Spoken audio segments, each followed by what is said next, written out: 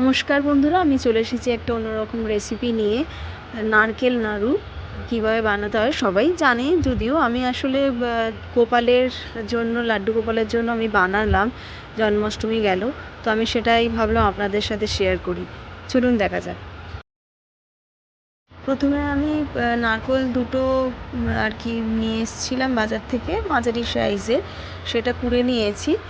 ভালো করে কুড়ে নেওয়ার পর কড়াই দিয়ে প্রথমে একটু দিয়েছি, তারপরে 1 বাটি আখের গুড় আর 1 বাটি চিনি দিয়ে ভালো করে দুটো মিক্সড করছি। ভালো করে যতক্ষণ না মিক্সড হবে আস্তে আস্তে অল্প আঁচে নাড়তে থাকবো।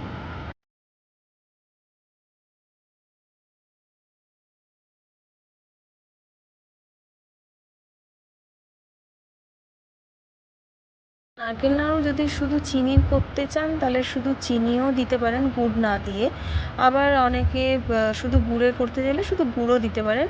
আমি গুড় আর চিনি দুরকম মিশিয়েই দিয়েছি, আর খুব ভালো নরমও হয়, টেস্টিও হয়।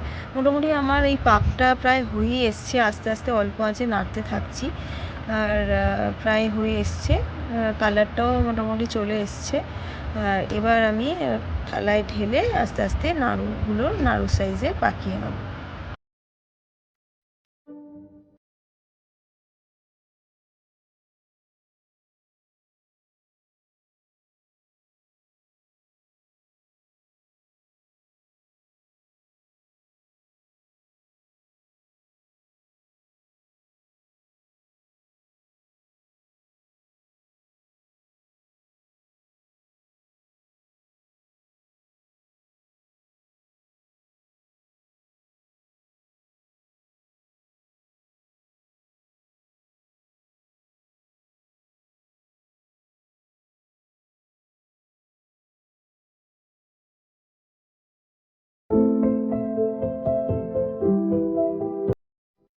থালায় আমি ঢেলে নিয়েছি পুরো নারকেলের পুরটা।